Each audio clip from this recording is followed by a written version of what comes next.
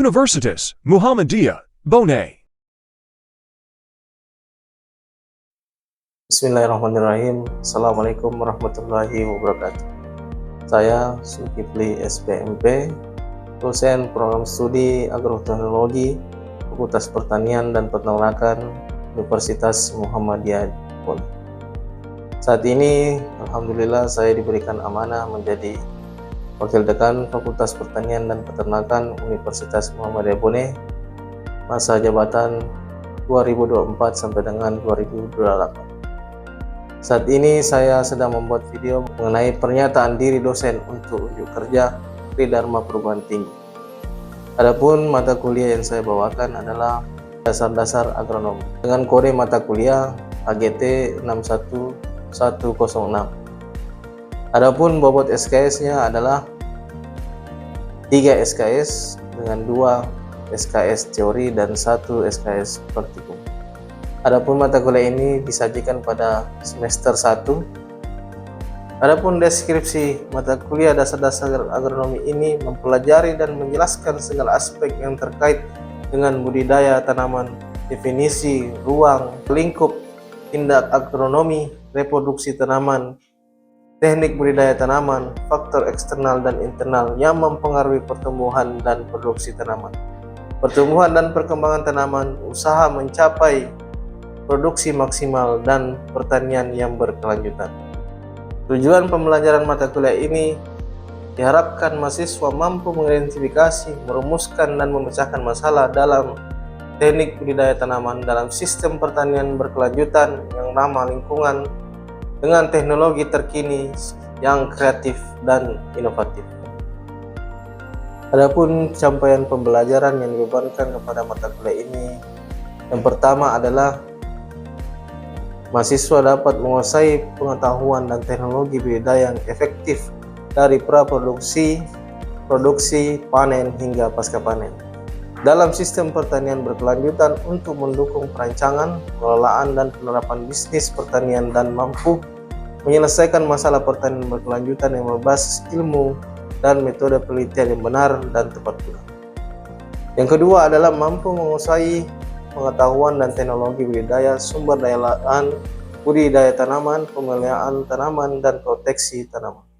Yang ketiga adalah mahasiswa mampu menerapkan teknologi budidaya tanaman yang berorientasi pada peningkatan produksi, efisiensi, kualitas, dan berkelanjutan yang dilandasi pada penugasan ilmu-ilmu dasar, agronomi, penggunaan tanaman, perlindungan tanaman, ilmu tanah, dan sosial ekonomi pertanian yang sesuai dengan GAP atau Good Agricultural Practice, mampu merencanakan, merancang, melaksanakan, dan mengevaluasi sistem teknologi budidaya tanaman yang efektif dan produktif, dan mampu mengaktualisasikan potensi diri untuk bekerja sama dalam tim yang multidisiplin serta mampu bertanggung jawab terhadap pencapaian hasil kerja organisasi.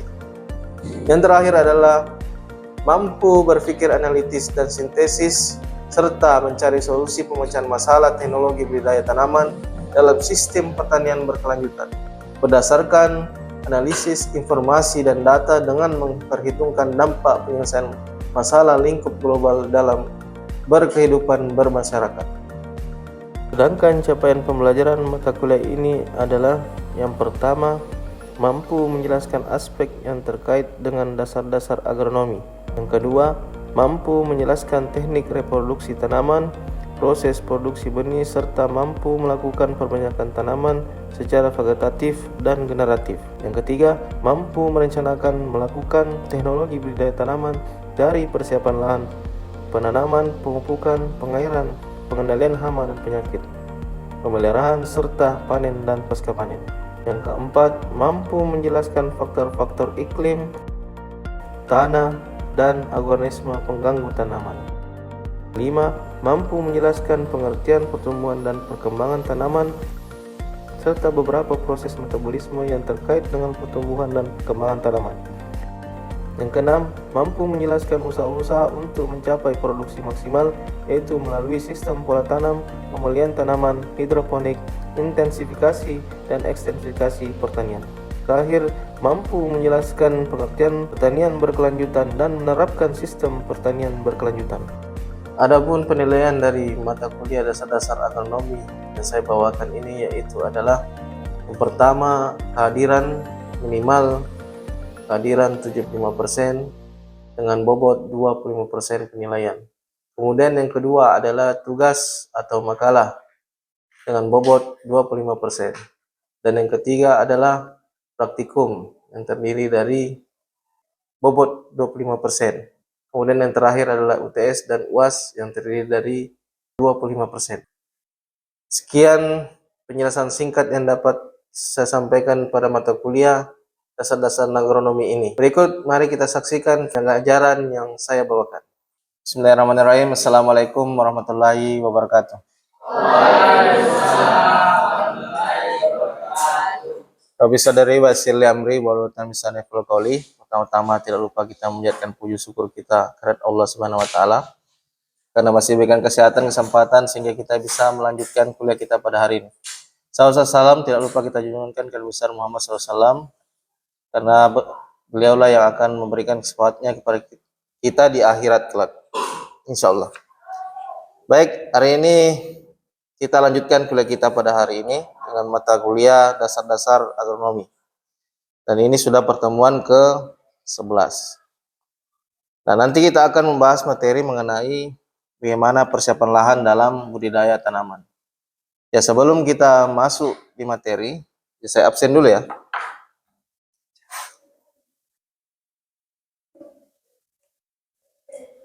Andi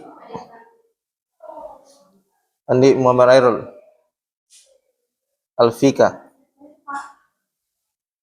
Asdifa, Asri Wahyudi. Ya baik, hari ini kita akan melanjutkan mata kuliah kita mengenai masih dalam teknik budidaya tanaman. Jadi kalau kita mau berbudidaya, ya pasti yang pertama kita lakukan adalah persiapan lahan. Ya sebelum kita mulai persiapan lahan, kita bahas materinya. Sudah kelihatan? Kelihatan ya?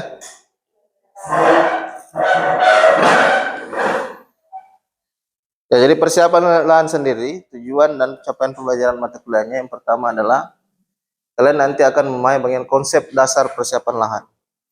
Ya, diharapkan kalian mampu menjelaskan definisi ya persiapan lahan, mengidentifikasi tujuan utama dari praktik persiapan lahan dan mengaitkannya dengan kesuburan dan fertilitas tanah.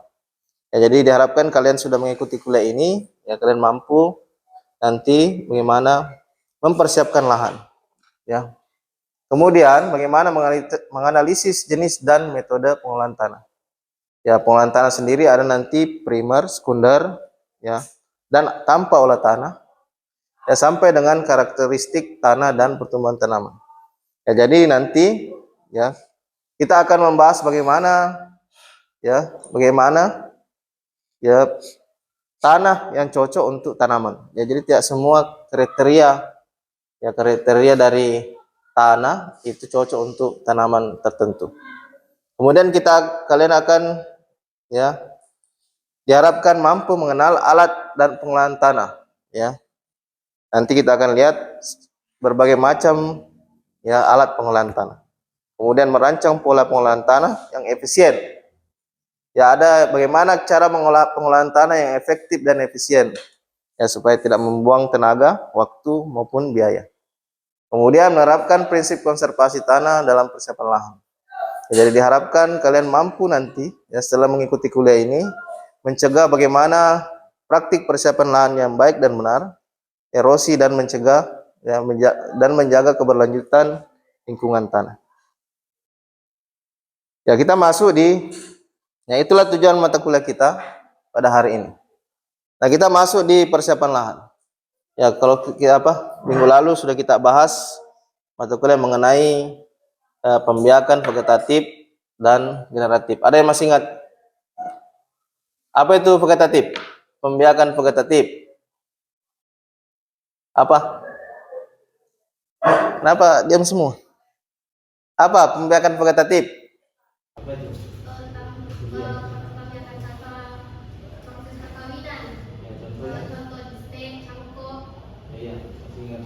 Yang lain, kendaraan itu apa? Ya, Karim.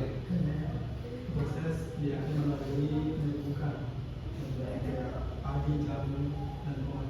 Ya, jadi proses penyambungan. Jadi misalnya ada proses penyambungan antara bunga jantan dan bunga betina. Nah, itu yang minggu lalu kita bahas. Sekarang bagaimana setelah itu? Ya, setelah kita mengetahui misalnya tanaman ini cocok untuk di stek atau cocok untuk dicangkok atau cocok. Nah, kemudian kita pasti menyiapkan yang namanya lahan. Ya, persiapan lahan yang kita bisa baca adalah serangkaian praktik pengolahan tanah yang menempatkan tanah pada kondisi fisik terbaik untuk perkembangan dan pertumbuhan tanaman. Jadi bagaimana tanaman bisa bertumbuh dan berkembang jika lahannya tidak siap? Ya, ya, ada hasil benih atau bibit yang siap ditanam tapi lahannya belum siap, dan itu menjadi permasalahan. Nah, makanya kondisi fisik, ya tadinya tanahnya padat, keras, ya kita siapkan untuk ya, tanaman, ya untuk tumbuh tanaman dengan baik. Ya, seperti lihat di gambar, ya. Nah, itu kan tanah yang sudah diolah. Nah, untuk nanti bisa digunakan tanaman bisa tumbuh dengan baik. Ya. Nah, tujuannya pengolahan tanah pasti ada untuk memperbaiki namanya kondisi fisik. Yang kemudian mencakup berbagai perlakuan terhadap tanah, mulai dari tanpa pengolahan tanah yang menimbulkan gangguan terhadap tanah hingga tanah yang benar-benar panlet. Ada yang tahu panlet apa? Ya, jadi tanah itu berbeda jenisnya. Ada yang tergenang, ada yang kering. Nah, kalau panlet itu berarti tergenang. Ya, yang sebenarnya bisa merusak tanah. Jadi kalau tergenang pasti itu permukaannya menjadi rata lagi kembali. Sering lihat ya, kalau orang di persawahan sudah mengolah tanah, ya nanti setelah selesai melakukan panen pasti nanti kembali lagi tanahnya menjadi rata kembali. Makanya perlu dilakukan namanya pengolahan tanah.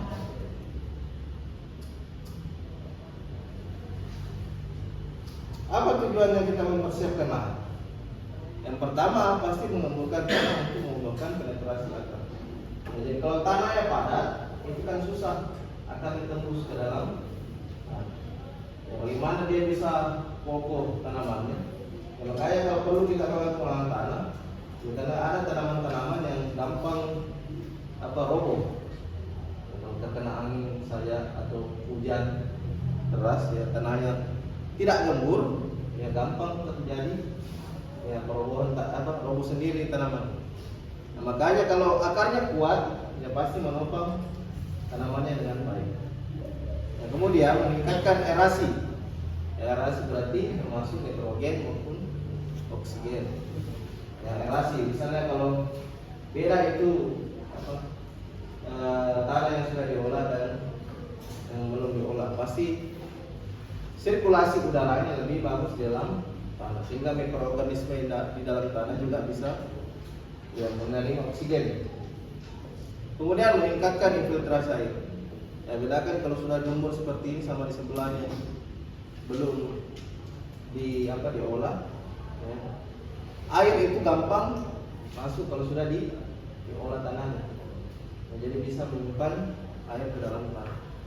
Kemudian mengurangi penguapan ya, karena banyaknya ya karena tanah air yang tadi masuk ke dalam tanah itu pasti juga mengurangi penguapan yang terjadi. Jadi hilangnya air itu lebih jadi sedikit. Jadi banyak tersimpan di tanah. Kemudian pasti memusnahkan atau mengendalikan gulma ya dan hama yang ada dalam tanah. Ya, jadi telur-telurnya yang sudah dari sisa-sisa tanaman sebelumnya itu ya bisa musnah. Kemudian mencampur sisa tanaman dan pupuk kandang ke dalam tanah. Ya, jadi tadinya ya seperti kalian lihat di gambar, yang tadinya ya sisa-sisa tanaman sebelumnya yang kita budidaya, kemudian kita olah, pasti terbenam terbenam tanamannya ke dalam tanah sehingga bisa menjadi pupuk lagi kembali. Kemudian tujuan yang lain adalah menyiapkan media ya, untuk benih dan bibit. Kemudian memperbaiki pemadatan tanah, ya, yang disebabkan oleh kegiatan sebelumnya. Jadi sebelumnya itu sebelumnya medianya yang digunakan itu kan kembali memadat, dan kemudian untuk kegiatan selanjutnya itu dilakukan lagi pengolahan lahan. Ya, mengurangi ukuran gumpalan tanah atau bongkahan tanah. Ya, jadi kalau tadi tanahnya cuma satu kali diolah, itu biasanya bongkahannya lebih besar. Ya. Kemudian kalau dilakukan lagi ke pengolahan berikutnya, ya tanahnya mulai menjadi lebih gembur. Kemudian mengurangi erosi angin dan air dengan membentuk permukaan yang tidak rata. Jadi permukaan yang tidak rata, ya terjadi namanya infiltrasi tadi, air masuk ke dalam tanah sehingga erosi juga tidak gampang terjadi. Kemudian terakhir merangsang aktivitas mikroba. Ya, sampai sini ada yang mau ditanyakan? Ya, sebelum kita masuk, ya saya ini yang lagi bertanya, apa sistem pola dan peralatan yang sesuai untuk lahan Anda? Ya, jadi tidak semua sama tuh. Ya, lahan yang kering dan datar pasti berbeda alatnya, ya, dengan yang digunakan di lahan yang basah. Ya, biasa lihat tuh di kebun bagaimana pengolahan tanahnya, ya di sawah bagaimana pengolahan tanahnya. Ya pasti berbeda. Ya, pasti berbeda peralatannya, pasti berbeda caranya, pola tanamnya, berbeda juga sistemnya. Jadi tidak semua lahan juga diolah. Ya, contohnya apa yang tidak diolah? Hah? Tanaman apa yang tidak diolah? Ya, jagung kan tidak diolah. Apalagi? Hah? Yang biasanya tidak perlu diolah tanahnya karena sudah ya langsung saja tanam. Ya biasanya kan jagung yang sering petani lakukan itu langsung tanpa olah tanah namanya. Ya langsung saja ditanam. Kita lihat. Nah, ada pilihan diolah atau tidak diolah. Nah, jadi tergantung tanamannya. Misalnya tadi ada jagung tidak perlu diolah, atau menanam mangga atau rambutan, ya tidak perlu semua diolah, cukup dua tanamnya saja disediakan. Nah, tergantung pilihan yang mana sesuai dengan jenis tanaman. Diolah atau tidak diolah tergantung dari jenis tanaman. Apa pelajaran yang harus dipetik dari kuliah kali ini adalah pengolahan tanah dapat berdampak positif atau negatif. Ya, kalau kita lakukan terus-menerus itu juga bisa berdampak negatif. Kalau dilakukan dengan tujuan yang bagus pasti berdampak positif. Ya. Kalau misalnya itu diolah semua itu kan juga berdampak negatif. Atau diolah terus-menerus itu juga berdampak negatif.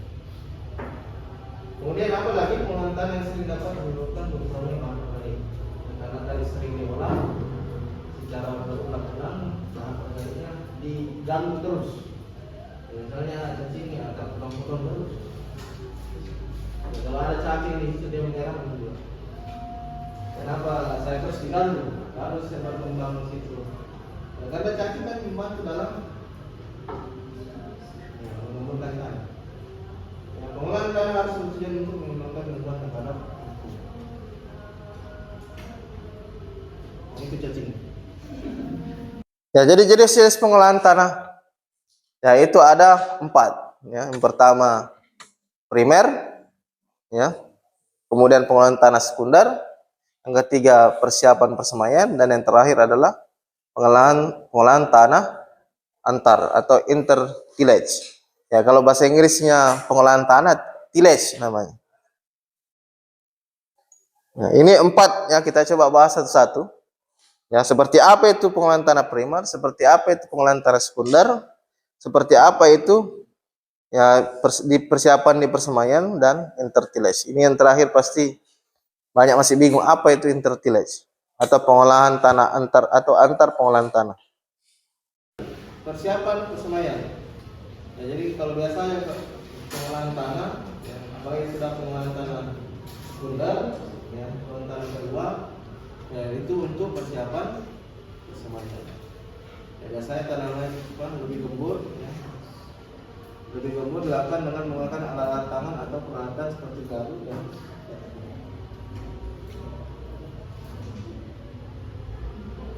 kalau intervillage, ya, pengolahan tanaman itu maksudnya adalah tanamannya sudah ada, yang sama tadi yang saya gambarkan yang pertama alatnya.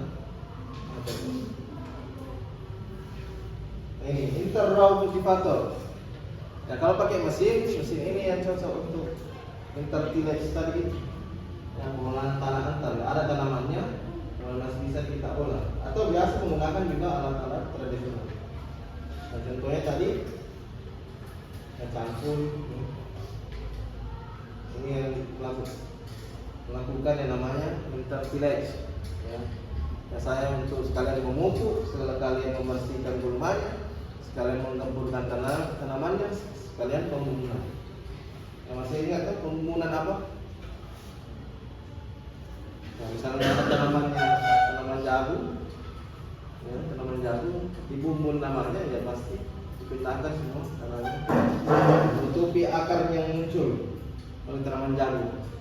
Nah, sehingga nanti bentuknya menjadi guludan. Itu namanya pembumbunan, dibumbun tanaman. Nah, jadi kalau mau jagungnya produksinya bagus,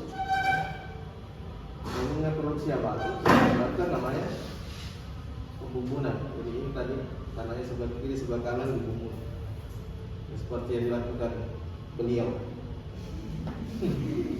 Beliau lagi membumbun. Ya, kemudian ya ada namanya pola pengolahan tanah. Ya, jadi tidak berbagai macam traktor, jenis traktor atau peralatan yang kita gunakan pasti ada polanya. Ya, apalagi mesin-mesin pertanian. Otomatis kalau polanya betul, pasti lebih menghemat waktu tuh. Ya, lebih cepat menyelesaikan. Ya, jangan sampai sudah lagi di sini, miring lagi caranya, mundur lagi, tidak selesai. Tidak tepat waktu, membuang waktu. Ya, makanya kalau ada polanya, penyelesaiannya lebih cepat. Kemudian minimalkan jumlah rekan dan memastikan lama pengolahan tanah. Ya, kalau pengolahan tanahnya asal-asalan, ya nanti apa yang kita rugi? Ya, rugi waktu, rugi juga bahan bakar tuh. Apalagi pakai mesin. Bahan bakar orangnya juga begitu. Ya, kalau orangnya salah-salah mengulang-ulang mengolah tanah, pasti ya perlu juga orangnya makan tuh untuk energinya mengolah tanah. Operatornya juga, pasti juga operator toh. Kemudian memaksimalkan lama pengolahan tanah, memutar naik turun atau tanjung saat pengerjaan lahan. Kita lihat contoh-contoh polanya. Ya, ada pola melingkar ya seperti ini ya. Yang mulai dari sini sampai dengan ya, biasanya menggunakan moldboard, disc dan offset. Ya, atau ini namanya pola melingkar. Ya, Circetize pattern. Ya, pola melingkar. Kemudian ada namanya pola tanjung. Nah, begini, kalau ini lahannya, ya begini, dilewati. Ya, pola tanjung. Jadi dilewati lahannya. Makanya agak namanya tanjung. Kemudian ada namanya sistem land.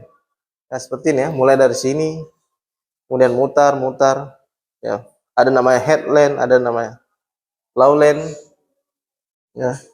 Itu namanya sistem land. Ya, biasa tuh melihat orang mengolah tanah itu kan ada polanya, tidak asal-asal. Ya, jangan sampai tidak selesai satu hari, harusnya lebih banyak bisa dikerjakan, tapi karena polanya salah, ya pasti akan rugi waktu, rugi biaya, ya, rugi tenaga. Nah, ini kalau ya penggunaan tenaga, ya ada tenaga hewan. Ya, kalau menggunakan hewan, ya pasti mudah dipelihara, ya pergantian sendiri dan pupuk kandangnya ada.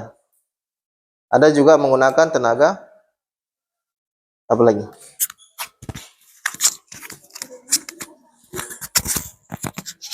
Ya, kalau ada juga menggunakan tenaga manusia, ya untuk pemeliharaan, pengendalian hama, panen, pengangkutan, pengolahan bijian.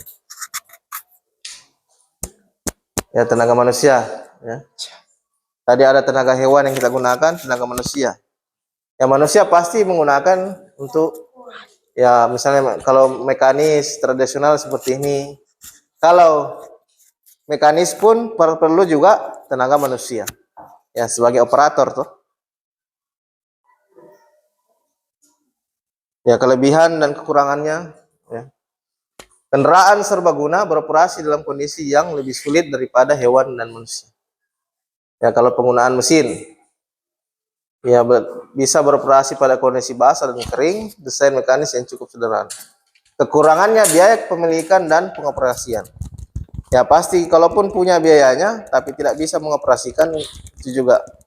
Atau punya biaya bisa mengoperasikan, tidak punya mesinnya, itu juga kekurangannya dari penggunaan mesin. Apa pelajaran yang harus dipetik dari kuliah kali ini adalah pengelolaan tanah dapat berdampak positif atau negatif. Ya, kalau kita lakukan terus menerus, itu juga bisa berdampak negatif. Kalau dilakukan dengan tujuan yang bagus, pasti memberi berdampak positif. Ya. Kalau misalnya itu diolah semua, itu kan juga berdampak negatif. Atau diolah terus menerus, ya, itu juga berdampak negatif. Kemudian apa lagi, pengolahan tanah yang sering dapat menyebabkan berkurangnya bahan organik. Karena tadi sering diolah secara berulang-ulang, bahan organiknya diganggu terus. Misalnya cacing yang akan potong-potong terus. Kalau ada cacing di situ dia menyerang juga. Kenapa saya terus diganggu? Harus saya berkembang di situ. Karena cacing kan membantu dalam menumbuhkan tanah. Pengolahan tanah harus bertujuan untuk mengembangkan lingkungan terhadap itu cacing. Karena sering diganggu setiap tanah diolah, sampai cacing yang telepon. Tinggal sendiri nih kayaknya, gara-gara sering diganggu. Ya, halo petugas konservasi sumber daya alam. Ya, tunggu aku harus mencari telinga, kan punya telinga cacing. Ditelepon tapi ditelepon tapi tidak bisa mendengar. Karena dia diganggu setiap dia olah terus tanahnya, itu juga dapat menyebabkan dampak negatif. Nah, saya kira cukup ya untuk hal ini. Ya, itu makanya pengolahan tanah itu ya, bisa berdampak positif, ya bisa juga berdampak negatif. Ya, tergantung juga komoditas yang kita mau ya, tanam. Ya, sama juga kalau cacing di rumahnya di tanah, ya jangan sering ganggu. Ya cukup. Saya ada pertanyaan.